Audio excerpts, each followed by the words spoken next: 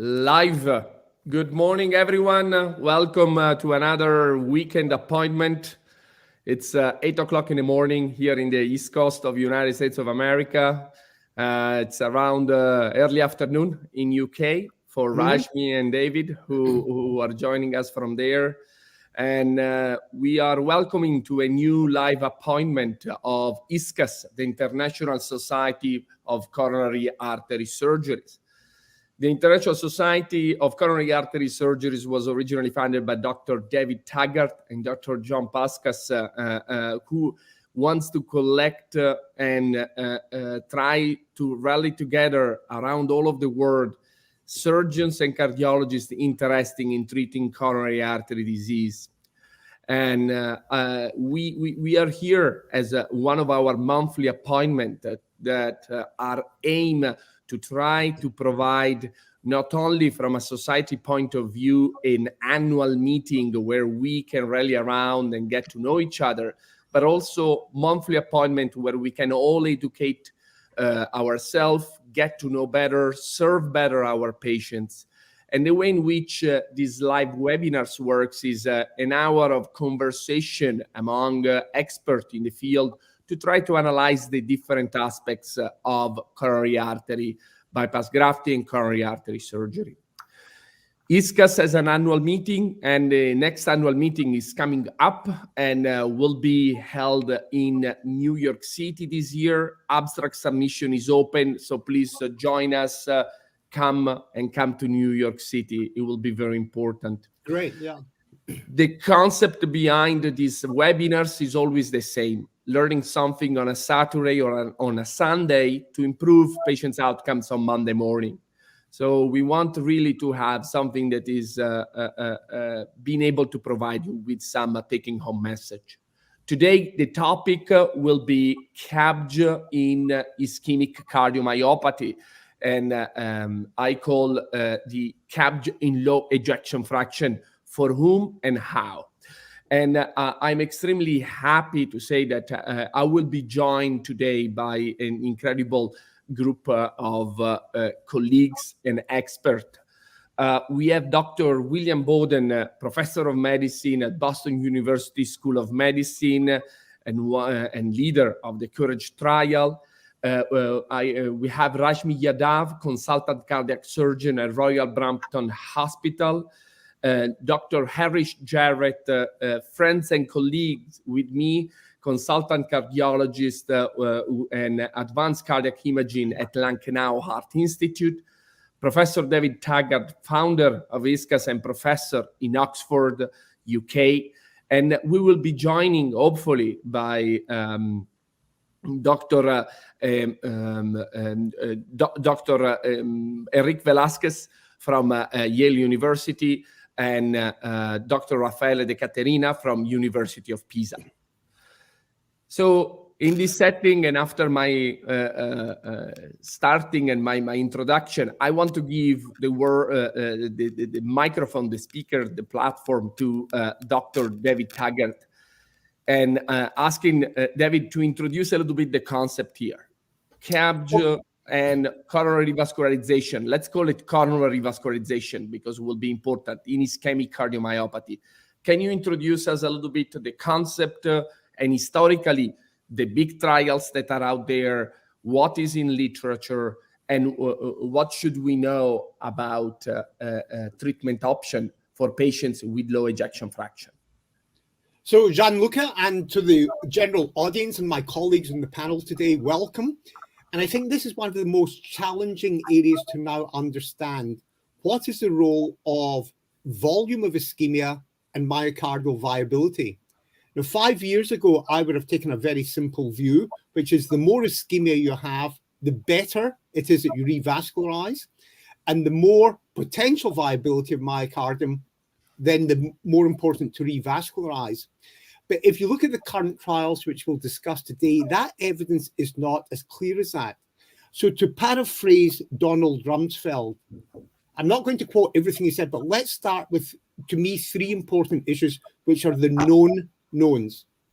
We know from the syntax trial that on visual estimation by angiography of severe coronary artery stenosis, you have a strong survival advantage with bypass grafting. And the more severe the coronary artery disease, the bigger that survival is, according to Syntax score. So we know that.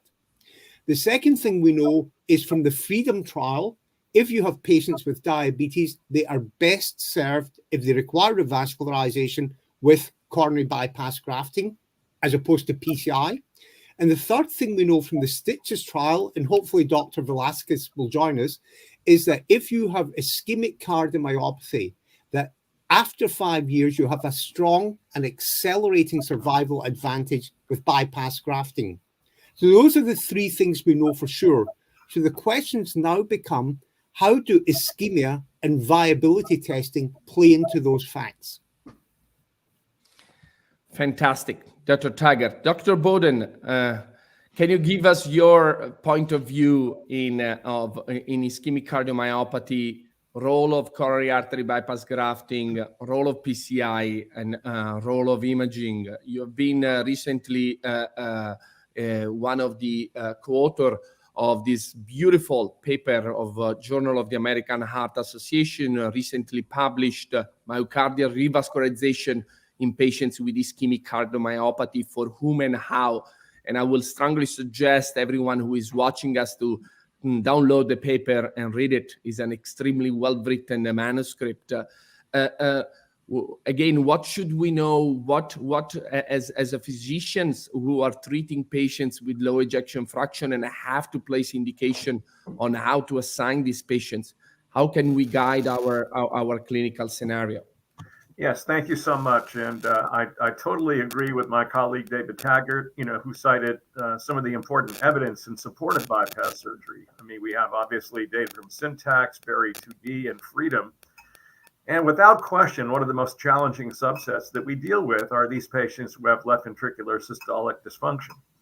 And it is a high-risk group who have not only an increased risk of hospitalization for heart failure, but also for increased both cardiac and all-cause mortality. So clearly a group of individuals in whom there is a need to to intervene and improve outcomes. Now, certainly we've all been imbued with the belief that ischemia is the main driver of events.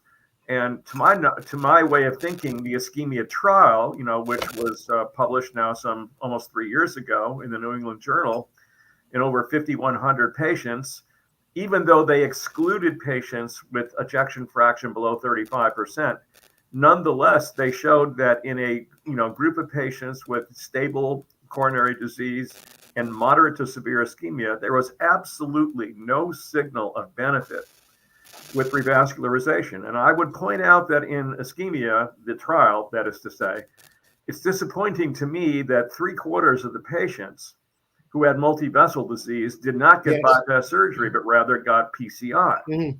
So they got the wrong procedure, for what was, the biggest problem that they had.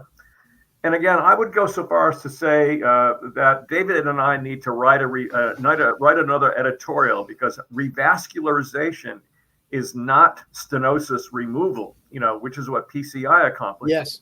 And I think to my way of thinking, it is a misattribution or a misapplication of the term revascularization, which is the new nutrient blood flow to areas of ischemic myocardium. And that can only be achieved with bypass surgery. So we will get into this issue of ischemic LV dysfunction. In the paper you cited that I was a co-author on, we also certainly do make the point that the REVIVE trial is also another important study that was also recently published and turned out to be negative. Devaka Ferreira's very important study, carefully conducted in 700 patients with ischemic cardiomyopathy and with clear evidence of inducible ischemia, did not show any benefit with multi-vessel PCI. So we'll get into some of those details in the course of the next hour. Fantastic. And in all of these, I will say that the growing question that we have is how can we predict the patients that has a better outcomes? So we are facing with a clinical choices that is generally offering to patients who are pretty sick with low ejection fraction, present at the time of surgery in a complex with a complex scenario, a surgery that even in stage trial had showed to increase the risk of mortality for at least the first 2 years. So now is which patients we should allocate. How can we choose the right patients for surgery? And when we say, no, this is not a patient that should receive coronary revascularization, but rather receive different treatment that could be medical therapy or even heart failure surgery. So Rashmi, how do you at the bedside of a patient, so what is your clinical chart? How do you work around the patients? What is, in your opinion, the type of test? How do you preoperatively assess the risk benefit for patients and try to allocate patients treatment option? Thank you, Gianluca. Very, very important and interesting topic. And I would also commend Professor Boden and Taggart's paper. And if you'd like to share the flowchart, that's a very interesting flowchart in the paper. And it's important in the very first instance to stratify whether the patients have symptoms of ischemia or not, and whether they're presenting with angina, because that is a very important indicator that they might benefit from surgery. So that's a very early stage with history, making the distinction between angina or whether they're presenting with heart failure symptoms. In terms of investigating these patients, of course, we are all up to now, we've always intuitively believed that we must look for viability in the first instance and subsequently ischemia before we feel that patients will benefit prognostically from the surgery. But of course, evidence hasn't shown that. Nevertheless, in my practice, in my institution, we are very multidisciplinary led. And in our MDTs, we would be guided very much by these investigations. So we would use an assessment of ischemia and viability, be it with MRI or with PET, and a very careful assessment about whether or not we think we can help the patient with surgery would be made at the MDT. And that, in a way, let's say, is the entry criteria for decision-making for surgery. After that, there will be the step of making a very detailed assessment of the patient's risk. And this would include, now we're talking about all the other parameters that would impact on the outcome of surgery. And I would be much more meticulous in assessing things like peripheral vascular disease, their lung function, renal functions, a very comprehensive assessment of the patient's risk. Often it is not uncommon for the patient to be referred to our transplant MDT for transplant assessments and mechanical support assessment in preparation, and to have a get-out clause for what you might do should you get into difficulty at the end of surgery. And again, as part of that assessment, all patients would get a very detailed contrast CT scan of the peripheral vessels as well to see whether we are able to access the peripheral vessels for support, whatever you prefer to use. And in addition to mechanical support, I would also consider intra-aortic balloon pump and other cardiac output supporting devices so that we've covered that base. Another very important assessment is the assessment of conduit availability. And of course, in patients with lack of conduits, the operation can be very complicated if we haven't then made arrangements for appropriate conduits. And doing multiple arterial grafts in these patients has quite interesting implications in the post-operative period when they're on intensive care needing high-dose inotropic support.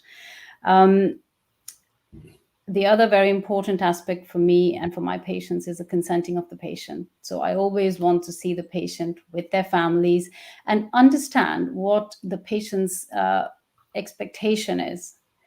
from the surgery, what their quality of life is like at the moment, what they are expecting to achieve, and what is their motivation behind putting themselves forward for surgery.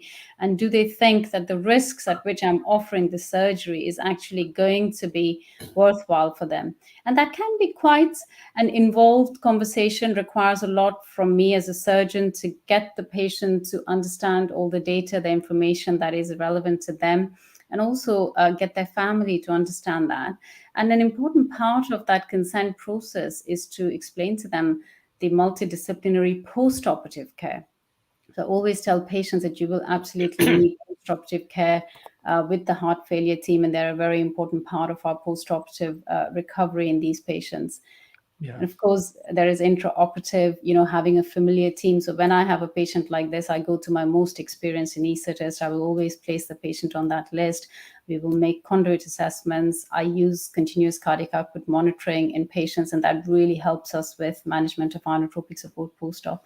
And one test, and I'd like to ask my colleagues whether you use this or not, but we have great expertise in stress echocardiography in my hospital, and we have Professor Roxy Senior, who's an international figure in this, and I will often ask him about LV reserve, whether there is any myocardial reserve, and a low dose dobutamine stress echo I find extremely helpful to predict how the patient will respond to inotropic support post-op. And it really helps me to risk assess the patient and reassure them about the post-operative outcome after coming off bypass.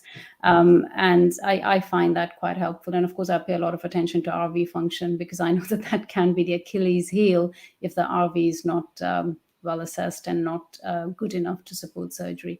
But I think that with meticulous surgery and full revascularization, we can see pretty much all of these patients through surgery if you've selected carefully, prepared for surgery, and taken into consideration all the different specialties that come together to deliver a successful operation. Thank you so much, Rashmi.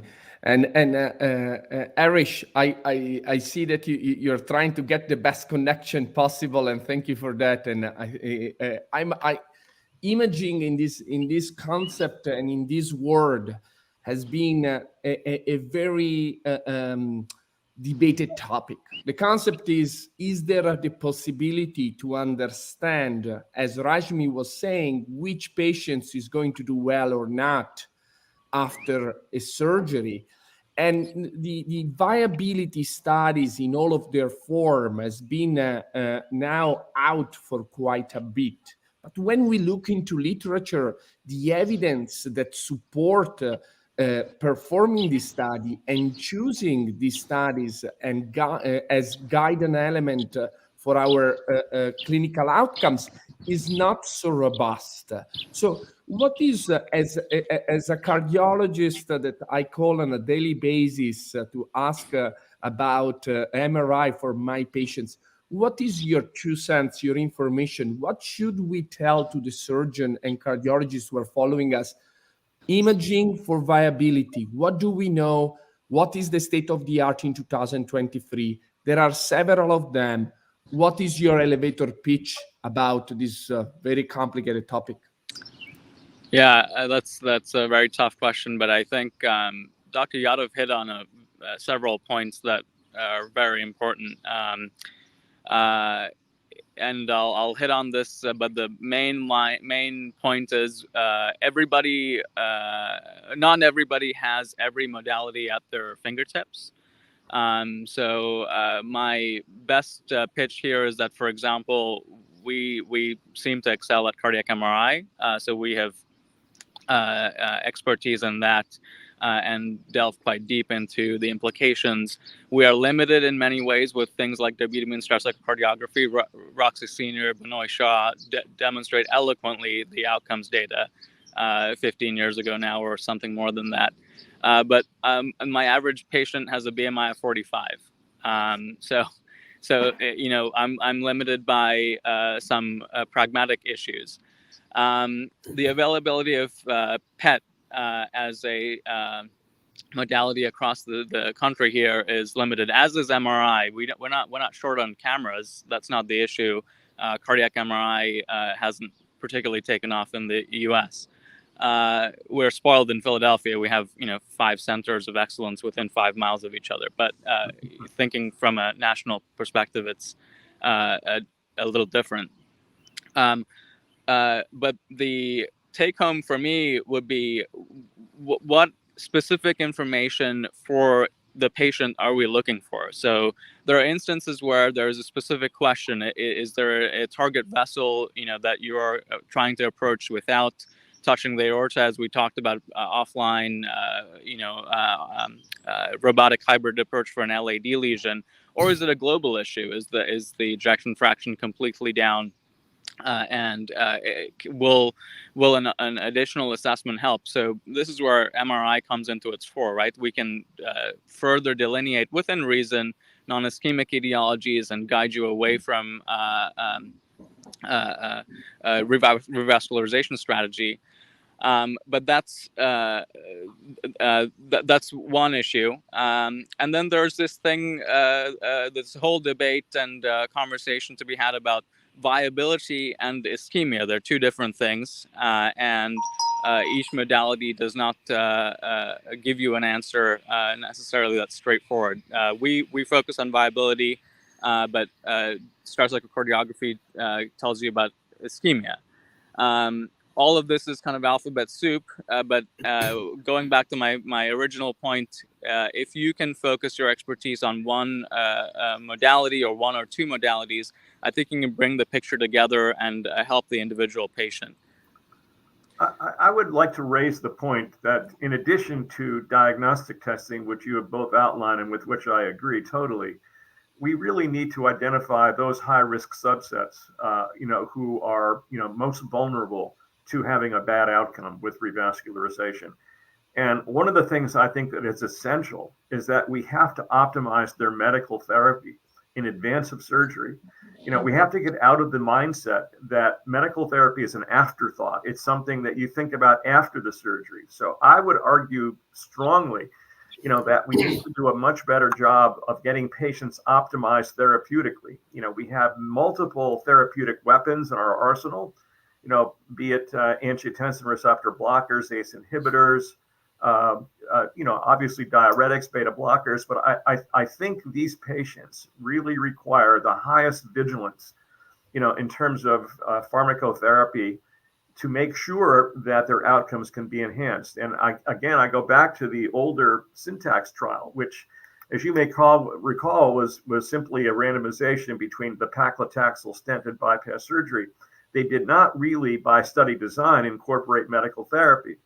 But they have done 2 post hoc analyses of that trial and showed that among the patients who were receiving guideline-directed medical therapy or optimal medical therapy, that is to say, a beta blocker, an ACE inhibitor or an ARB, a statin, and aspirin, they had a significant 36% incremental reduction in mortality over 5 years. And the sad thing from my perspective is that the utilization of medical therapy was only between 25 and 30% of the patients.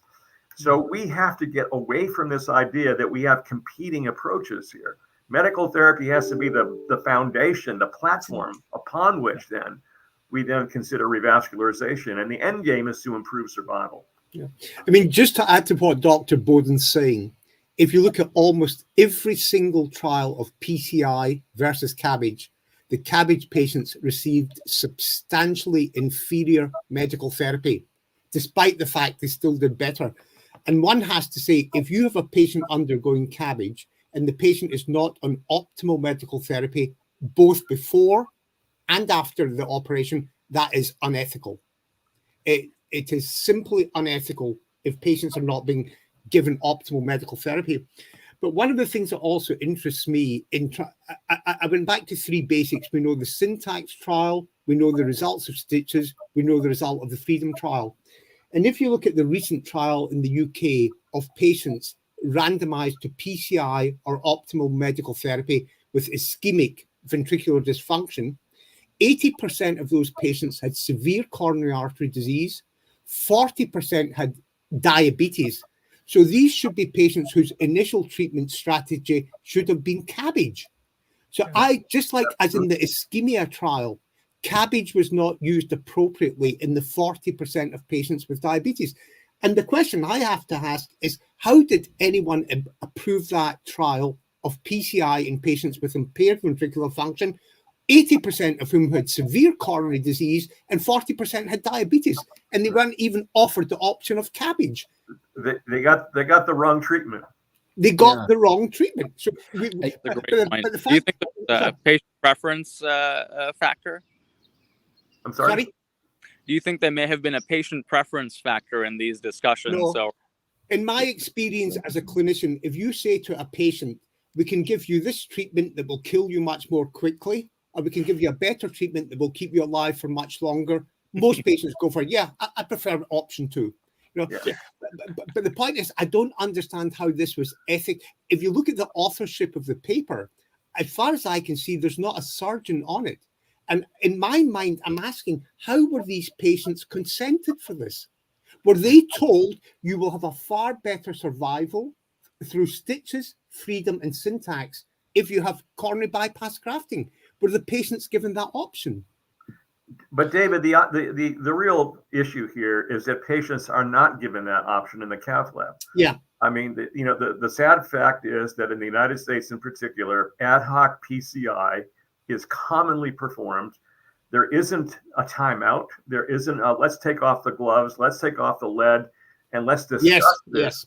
Let's assemble the heart team, even if it's over the telephone, and discuss the case, rather than defaulting to ad hoc PCI, where patients are deprived of the option of receiving the best treatment.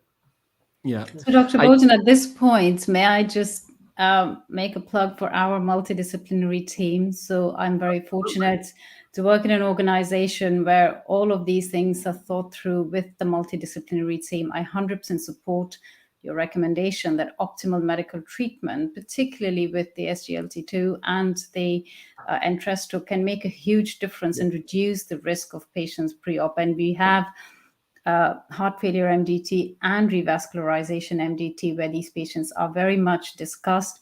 Optimal medical therapy first, and if they then have a large ischemia burden, then they would be revascularized, provided the surgical risk is acceptable, both to the treating group, to the surgeons, and to the patient.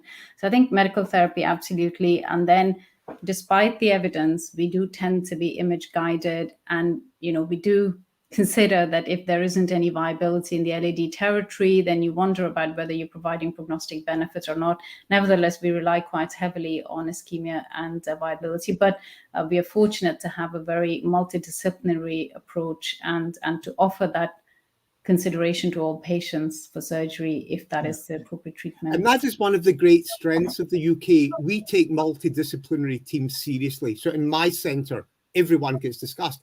But I look at that Pisa trial and I wonder, why wasn't there a third randomization, which was optimal medical therapy, PCI, and CABG? Because I can't understand the process of how, that's a very important trial which has suggested that there's no benefit of revascularization in patients with ischemic cardiomyopathy. So it's a very important trial. But the one thing it didn't include was the CABG cohort, just like it was, as we've discussed, used inappropriately in ischemia. Yeah, and I think it was a lost opportunity because the medical therapy was really of a very high level, and comparing PCI with really currently optimal medical therapy and CABG would have been really valuable information that we could have ascertained. I love the concept that Dr. Boden just mentioned. We by default, I believe, as physicians, we are keeping try to compare things one to the other one and put a p-value. And we are driven by them, mostly considering what Harish was saying, try to minimize or preferring patients or putting much efforts in the patient's preference of allocation treatment. And what I'm saying is CABG versus PCI, medical therapy versus CABG. We are probably at the point in which we are over all of this. And we should say we have different treatment and we need the right forum and making sure that every patient is discussed in the right forum to be allocated to the best treatment option. Unfortunately, each one of us has a form of inherited preference of allocation of a certain therapy that can be driven by its own background, its own specialities, the place where we perform. But deep down, I think that we are in a point in which we need to recognize, all of these patients needs, as Dr. Boden was saying, as Rashmi was saying, proper medical therapy before and after the surgery. Yes. Second, medical therapy is an extreme adjunct element in the treatment, and I believe there is a valuable role for revascularization in these patients. The best revascularization option is mostly coronary artery bypass grafting, and the data are strongly in support of CABG versus PCI. But probably there is also a role for those patients in which they seems to be too high risk for a proper surgical evaluation to offer PCI in a subset setting. And finally, imaging that has been the incredible controversy of can be guided or cannot. Reality is that we like to see if there is viability. As Rashmi was saying, if I have a patient where the anterior wall is not viable, the ejection fraction is low, the volume are very high, I just don't feel that putting him through a surgery is going to give me a proper outcomes. So I think that these are the integration of the elements that needs to be taken taken into consideration. And Dr. Taggart, CABG and PCI, tell us a little bit why there should be a difference. We have a question here from the panel. They say, at the end, we are bringing blood to the coronaries, like in a moment in which you have coronary artery disease. What is the concept of surgical collateralization, and what's the benefit of CABG versus PCI, particularly in these patients from a biological point of view? Okay, so this is the thing. I mean, I've lectured on this for over 20 years and I haven't changed the slides I show, but there are three fundamental differences between PCI and CABG.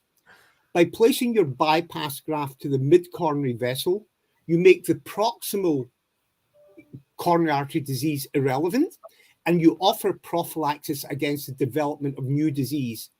A stent doesn't do that. The second thing is by placing an internal mammary artery into the coronary circulation, you elute protective vasoactive agents such as nitric oxide, which prevent further disease development in that coronary circulation. And the third difference is that for many patients undergoing PCI, it usually means incomplete revascularization. So every time, when we have these debates and the cardiologists say, you can forget the last 30 years because we now have a new stent. It's not to do with the stent. It's to do with these three differing pathophysiological mechanisms. Dr. Boden, do you think, and sorry, Harish, I will give you the words immediately, but do you think, Dr. Boden, if we would run a new stitch trial now, let's imagine you are running a stitch trial in 2023 with all of the new medical therapy. I know that I'm asking you to predict the future and have a ball that nobody has, and it's a hard question. But what is your taking home message? Or you have been in a key element, a key player in a lot of trials. How would you design a stitch trial 3.0? Yes, I think such a trial would be very important because, again, this is the highest risk subset of patients that we deal with.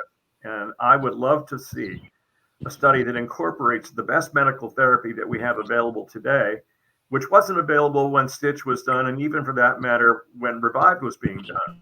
With every passing year, it's all about residual risk reduction. We have dyslipidemic risk, inflammatory risk, thrombotic risk, metabolic risk. So all of these things need to be taken into consideration when one is planning how best to improve survival. So, what I would love to see, but it will never happen, would be to have a 3-arm trial of bypass surgery, PCI, both of which had medical therapy, and medical therapy alone. That would be the beautiful trial. But it would probably require 10,000 patients, and probably $500 million. So I don't think it's likely that we'll see that. But, again, I think that there should be a new trial that incorporates the best of medical therapy with the best procedure. And again, as David has so eloquently stated, I think bypass surgery, for all the reasons he articulated, is really the best treatment for patients with this LV dysfunction. Harish. Dr. Taggart, I was going to ask you if you wouldn't mind expanding on this supposed inflammasome hypothesis following revascularization. Do you think that that's part of incomplete therapy of dyslipidemia, or rather, poor treatment options for an inflammatory state? We by and large only have colchicine for that. Any thoughts on that avenue of research that's been done? So Harish, I think, thank you for the question, but I elucidated three differences between bypass grafting and PCI. And the most important, I think, is by providing an alternative blood supply that protects the whole proximal coronary circulation.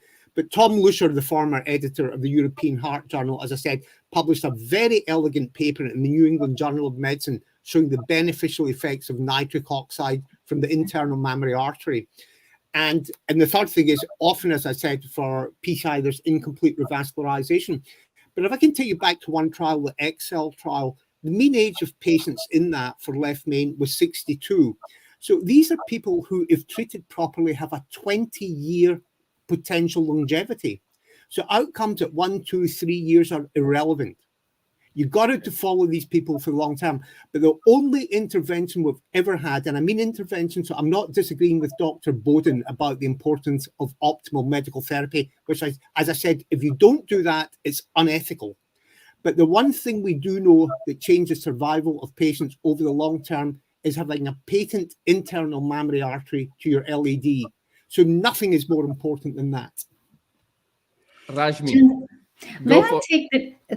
thank you. May I take this discussion a little bit towards the technical aspects of operating on a patient with poor LV?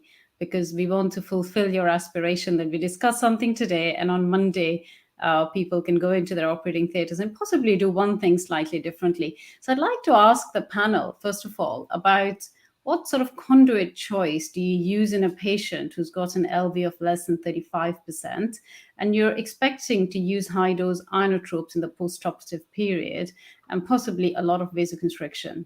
So what is your preference, and do you offer multiple arterial grafts in these patients, or do you tend to do more venous grafting? And also a comment about the completeness of revascularization in these patients, please. David, So to me, partly following on from what I've said, the one thing everyone should have is a patent IMA to the LAD. 100%. Because even in those areas, even when you say there's perhaps 50% reduced myocardial thickness, and you're saying how much of this is recoverable, there's always a penumbra of area where they will still get benefit. So there's never a situation where you will do harm to a patient by putting an IMA on their LAD. And you may be surprised how quickly you may get actual recovery of myocardium that was potentially initially thought not to be survivable. And this is why I think we're seeing conflicting results in ischemia and viability testing. But there is no situation in which it's not beneficial to have an IMA to your LAD.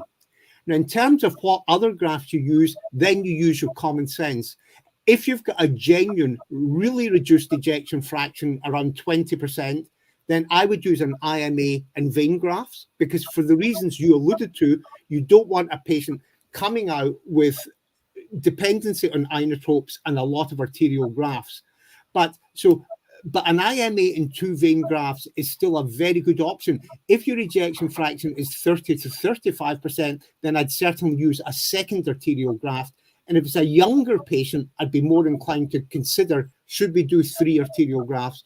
But the basic operation, if it's a genuinely impaired ventricular function, IMA and 2 veins, and get them off the operating table quickly, and they'll still get a long survival benefit from that IMA graft. Thank you. That's excellent. Dr. Boden? I don't have much to add to what David has mentioned. I wanted to just turn the discussion a little bit to a different, well, not a different topic, but the concept of hibernating myocardium. 20 years ago, we talked, there was a lot of active research about stunned myocardium and hibernating myocardium. And really, I think that's what we're getting at here is that how do you know if a patient has an ejection fraction of 30%, whether that myocardium is going to be recruitable, once new antegrade flow has been established.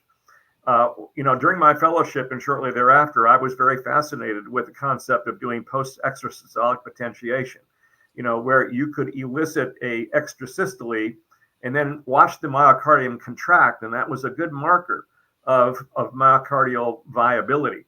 And we don't really pay attention to things like that as much anymore. But I would suggest it's the same concept of patients with significant valvular aortic stenosis. We know that some patients with severe AS may have, an ejection fraction of 25 or 30%, and they often don't know how sick they are because they've been living with it for so long. And then magically, once they have valve replacement surgery, their ejection fraction improves often to normal. And then they have this like epiphany. It's like, wow, I can't get over, how bad I felt. So it's the sort of the same concept of ischemic LV dysfunction that is reversible. And clearly, to me, that's the most important determinant of what's going to guarantee a good outcome here. Yeah. Harish, what do you think about imaging viability? And in the recent paper that was co-authored by both Dr. Boden and Dr. Taggart, there was this proposal algorithm for treatment of patients, for allocating patients and viability study for patients with low ejection fraction. What do you think is the value of these studies, and what type of information of taking home message we should have? Yeah, I pretty much agree with everything that's been said. One comment I'll make from an images perspective is oftentimes it's simplified down more than it actually is. So there, you could distill an MRI report down to viable, non-viable. I would argue that that's probably not optimal. You could distill it down to viable, non-viable, and intermediate. That's okay. But I think you have to take the whole picture into focus, and certainly there are scenarios where it's not simply binary or as straightforward as it may seem. This is specifically to do with MRI. Oftentimes we don't have an adjunctive stress portion to viability studies for various reasons. If you're referring to PET or SPECT-based viability, it's a little more straightforward and much more sensitive. In practice, in the literature, it's probably equivalent, but so I usually take a fine-tooth comb to the patient's chart, look for echocardiography at rest even is very, very powerful, as Dr. Boden mentioned. It can tell me things before I even touch the patient with an MRI. So I put the whole picture together, hopefully, and try to give a comprehensive imaging consult rather than just say, is something viable or not in one segment or not, if that makes sense. Yep. Gianluca, to Dr. Boden's comments about being able to predict which patients are going to respond to revascularization surgically. I think that what we are doing with low-dose dobutamine, so talking about 2.5 mics per kg per minute of dobutamine to get a 20% increase in heart rate. And with that, if we see more than 5% increase in LV ejection fraction, then that's a very good indicator also for better prognosis. And the fact that this patient in your operating theater is going to respond to the inotropic support post-op. And I take a lot of comfort from assessing the LV reserve and knowing that this myocardium will respond to inotropic support, and also the assumption that they're more likely to benefit and recover some myocardial function after surgery. So that's become, let's say, in patients where the risk is high and the decision making isn't quite so straightforward, that one test can make you go in one direction or another, depending on whether or not they've got myocardial reserve. So I think that's a very important point Dr. Boden makes, and this is our way, let's say, of trying to assess that before you're actually in the operating table, having some idea beforehand how the patient's going to respond. Yeah, it's changed my way of approaching this issue. So 5 years ago, if we had a patient with an LAD territory where we thought on MRI it was significantly infarcted, so greater than 75%, we'd have said there's no point revascularizing. But I'm increasingly of the opinion, based on the 3 key trials, syntax, freedom, and stitches, that if I saw, now obviously age comes into this, so treating an 80-year-old patient with severe LV dysfunction is different from treating a 52-year-old. And I'm increasingly of the persuasion now that unless I felt the risk of surgery was prohibitively high, if a patient has significant stenosis, even just on angiography, which was what the syntax trial was about. It didn't use FFR, it used simply visual assessment of stenosis.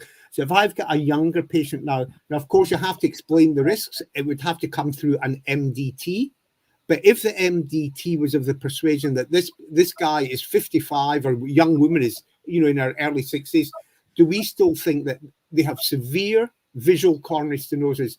Do we believe that we can revascularize? If you can revascularize those patients with a risk of around 2%, 1 to 2%, I think if you're at a young age and you're looking for the next 20 years, I would be very persuaded that if the MDT, and let me emphasize this, in Oxford, everything goes through the MDT, but I would be persuaded to at least counsel the patient and say, this is what a team of expert doctors have recommended for you. Whether you accept it or not is a totally different issue. But by and large, 95, 98% of patients will accept the advice as long as it's documented from a multidisciplinary team. In the UK, it's very unusual for patients to reject, as Rashmi will know. Absolutely. I think it's with these patients, I find with the high-risk coronary patients, that each patient has a very nuanced treatment. It's like a Venn diagram. So you've got the cardiac considerations, the coronary disease, the viability, the ischemia, and the recommendation of the MDT to revascularize. You've then got the rest of the patient, so all the other things that will add or not to the risk of surgery. And then there is patient preference. And I think as surgeons, I feel it is incumbent upon us to guide the patient towards, they might have very strong preferences in one direction or another, but as Professor Taggart says, once you tell the patient about the risks and benefits and the MDT recommendation, I always tell them it's a panel of experts, there's so many cardiologists, X number of surgeons, imagers, and patients will pretty much always, with some exceptions, agree to have that done. But I feel that there is, that common ground in that Venn diagram when all 3 things have been considered, where you can, in each patient, arrive at a very bespoke decision and strategy for that particular patient. John, one day we will all be the subject of an MDT.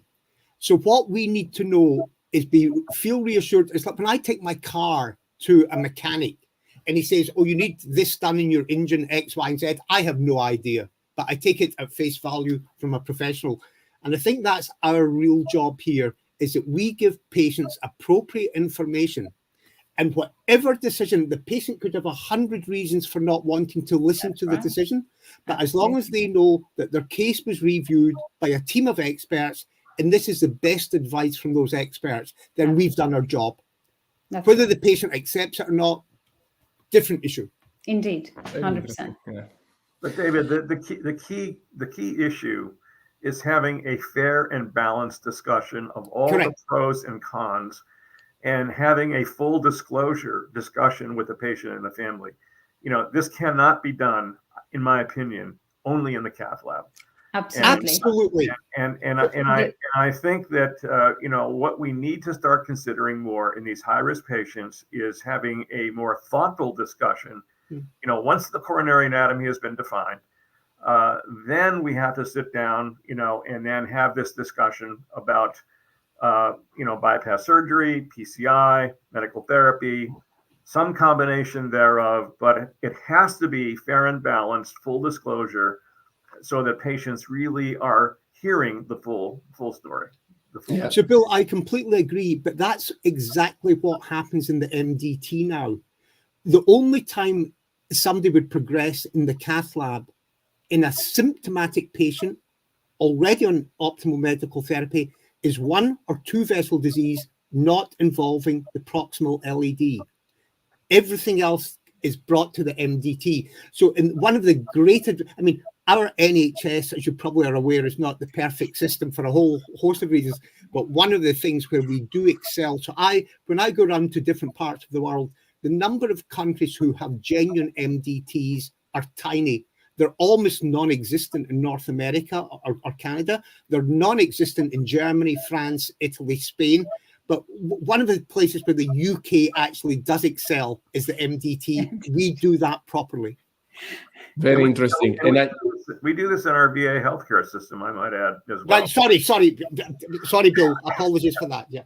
And I can tell you one thing. I believe that the moment in which we will be able to implement a multidisciplinary team around the world will be the moment in which we will be able, as Dr. Boden was saying, to take off those patients from the cath lab to do an assessment of the anatomy. When we will be really able to assess the anatomy with any imaging, CT coronary, CT FFR, and have the perfect imaging in front of us without the patients being laid down on a bed and a catheter access via left radial with a bunch of stents in the shelf just behind him, I believe that we will be in a different moment or in a different point to have an implementation of the allocation treatment for that single patient. When in the room, there is the heart failure specialist, the imaging specialist, the cardiac surgeon. At that point, the patient will be allocated. And I want to ask, we are 50 minutes into this call. We could keep talking for other 5 hours. There's so much to talk about it. And I just though want to give a little bit of room of the multiple questions that we had from all of the people that are following us. And as we know, the concept behind this ISCAS Live Talk is to create a community of people that want. So I really want to give some space to them. And a very frequent question is about the role of off-pump surgery in this subset of patients. A lot of patients, they're asking on pump, off pump, what is the best treatment option for this type of patients. Dr. Taggart, you have been an outstanding off pump coronary surgeon. What is your taking home message? And then Rashmi, tell us, what do you do very briefly? What is the deal here? Our initial strategy would be off pump as long as it's done by an experienced surgeon. But to be honest, I don't think it really matters much in this, whether you do them on pump or off pump, as long as you get your operation correct. The one caution I would add is, however, on pump beating heart surgery, which is increasingly used in these patients. And we published in Circulation more than a decade ago, showing that if you do them on pump beating heart, you get a much increased incidence of myocardial injury through apical subendocardial infarcts. So my advice is you either do them off pump, properly off pump, or you do them on pump with cardioplegic arrest. Yeah. Rashmi. Gianluca, so completely actually identical approach, but just an on pump on the arrested heart. My principle is to bypass as many grafts as I can, meticulous anastomosis, documenting the flow down all grafts, and protecting the heart with antegrade and retrograde cardioplegia. And once the vein grafts are fashioned, I give cardioplegia down the vein grafts. So really protecting every single myocyte with the heart arrested and on pump. I see fantastic results. So I think expert surgeons doing the technique that they are most familiar with in this very high risk group of patients is what is needed. I don't think the evidence is there to support one or the other. You've got to do what you do best. Yes. Completely agree. There is another interesting concept, and here I highlight one of my research fellow, Alexander De Collari, is a great guy, and he's always following us. And the concept here is introducing something we briefly touch in our conversation. Different patients' age will probably benefit from different type of treatment. In my personal experience, and Dr. Taggart, before I've said that younger patients, I tend to offer them full revascularization, as we said, and really pushing to hopefully give him a second arterial conduit if I can. Despite when we are touching the very, very low ejection fraction, my to-go way is as many veins as possible with a Lima to LED and try to save the day and come out safely from that operating room. In the subset, though, of patients with advanced age, 80 years old, another great tool that I have in my hands is minimal invasive coronary bypass grafting for single vessel Lima to LED. And I believe that if you can deploy the robotically off pump, not opening the chest, this is a different type of surgery. And sometimes for sick patients, this is a great tool to have. If you know, as Rashmi was saying, don't start with those cases to start your minimal invasive program. But once you define your techniques, once you are solid with your techniques, the minimal invasive technique could serve a subset of patients with low EF, advanced age, to just offer Lima to the LED and provide max oxygenation to the anterior wall and most amount of myocardial. Dr. Boden, I want your leadership here to try to sum up and close this conversation, and then I will ask Harish to finish up with some imaging. Dr. Boden. Yes, well, thank you. This has been a wonderful discussion for the last hour, and I value all of your comments and input. It's been very, I think, illuminating for our listeners or our viewers.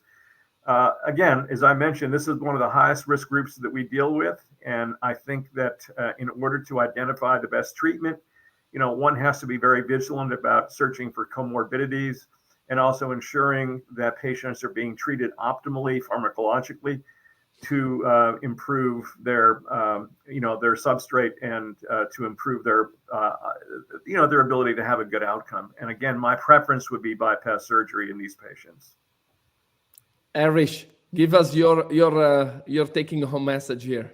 Yeah. Well, first of all, thank you for having me. The future where we define coronary anatomy with a non-invasive approach is much closer than we think. I think even in octogenarians with heavy calcium burden, proton counting CT is round the corner. They're propping up, and this scenario where you're pressured because of stents behind you and you've got catheters in the patient is going to go away probably in the next 10 years, I hope. And we'll have a much more balanced and true David MDT, even in North America in a non-VA setting, I think. So I think imaging, even though you may simplify it to say, irrespective of viability, you may proceed, will still play a big role. But I think much further upstream with definition of coronary anatomy in a better way than we do now, which is not bad to begin with. So that's what I would take away. Gianluca, if I could make one very brief comment, please. Yours. So with regards to the octogenarians, assuming they are a good, fit, robust octogenarian with at least 5 years life expectancy, definitely revascularize them if their anatomy warrants it. But the key thing is do not touch the aorta. If you speak to an 80-year-old and say to them, there's a 1 to 2% risk they may die from the operation, they will accept that. If you tell them there's a 3 or 4% risk they will have a stroke, they're terrified. So do 2 mammary arteries, skeletonized, off pump, don't touch the aorta. Yeah. Love it. Good advice. Rashmi, give me your final elevator pitch here. I think my final elevator pitch is that this really is multidisciplinary work with all of our colleagues pre-op, assessing the risk, optimizing the patient. And then really, ultimately, it is down to excellent surgical skill to achieve excellent results. And I think David's paper is beautiful. David and Dr. Boden's paper, everybody, I would recommend every surgeon to read that paper because it clarifies really well and makes a very strong case for coronary artery surgery in optimal risk patients with very impaired LV. So I would say that everybody should read it and follow the recommendations. But thank you, Gianluca, for organizing this excellent session as always. You really are an amazing force in our group with ICC, and it's fabulous that you organize these sessions. And I'm privileged to be a part of this panel. Thank you. No, thank you so much. This was extremely fun. We have so many questions that are coming through, and this is definitely show how the topic is is a real topic. People are asking about the role of balloon pump, role of ECMO, role of impella in this type of patients. Yes. There is growing now interest in this CABG and placing an impella 5.5 directly in the ascending aorta in these patients with low ejection fraction. There will be so much more to talk about imaging, and I cannot agree more, Rashmi. Multidisciplinary team is the way to go. I believe surgeon needs to be more facile and more understanding of medical therapy themselves. It's we are all about on pump and off pump, and we are all about the multi-arterial, and but we should also be the proponent of appropriate medical therapy, and as Dr. Boden said, before and after surgery. So prepare your patients well, understand that there is a huge value in bringing a patient's optimizer to that OR table. You change the risk for that single individual. Finally, be a good friend of your imaging cardiologist. You see, I just put today in a corner Harish that was rounding in the hospital, and I told him, please, because come and join us. Imaging is a complex word. You need to have someone that is in your team capable of delivering and understanding when to deliver what type of imaging. We have a lot of different imaging. We need to know how to interpret. And as Harish was saying, this is not you take a picture and you look at the picture. You need an imaging consultant, someone that integrates the value of your echo, your pre-op transthoracic, your viability studies, someone that can really, your cath, someone that can give you a perspective of an integration of imaging. And that's the key value of a cardiologist in this sense, not just taking the report of your MRI and read it, but integrate that information throughout your information. So a lot of very important take-home messages, but can I just thank all our panel today for giving up their time, and to our audience for joining us today. I think this has been a super discussion. Some bits in my own mind, you know, I still, as I said, I stick to syntax, freedom, and stitches, because that's where I know the evidence lies. But I'd finally like to thank Dr. Gianluca Torregrossa for organizing these sessions. It's a lot of time and effort. And he attracts expert speakers from around the world, but it's not as effortless as it seems. He puts a lot of time and effort into this. So Gianluca, thank you very much, and thank you to our panelists. Thank you so much. And we are going to end the broadcast. I will ask the panel to stay online, and we'll see us hopefully in a month for the next ISCAS Live Talk. Remember, subscribe to ISCAS and submit your paper for the upcoming meeting. Great. Thank you. Thank you, everybody.